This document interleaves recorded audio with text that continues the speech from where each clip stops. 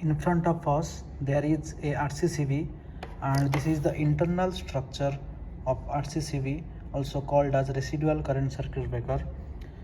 So as you know, the main function of RCCB is to protect human being from electrical shock, detecting the leakage current. Okay, so first of all we'll understand the technical specification, then we'll discuss about the internal parts.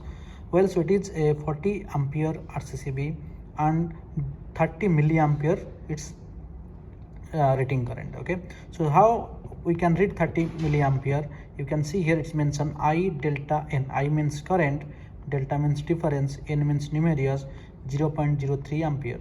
1 ampere is equal to 1000 milliampere, so that's why it is 0.03 ampere is equal to 30 milliampere RCCB. So I will show you how a RCCB work and explain the function of internal parts here.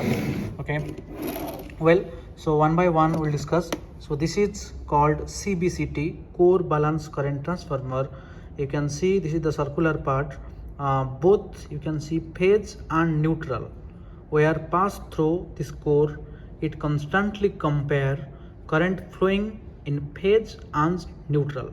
So during the normal condition currents are equal, and during the leakage condition, if there is any leakage, there will be imbalance current. Okay, so this is called core balance current transformer.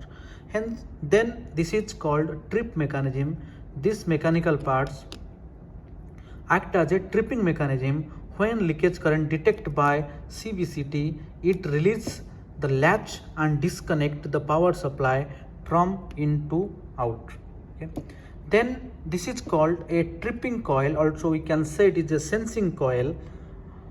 When sensing coil detect leakage current, it sends signal to the coil inside this, then the coil activates the tripping mechanism, tripped and disconnect the breakers.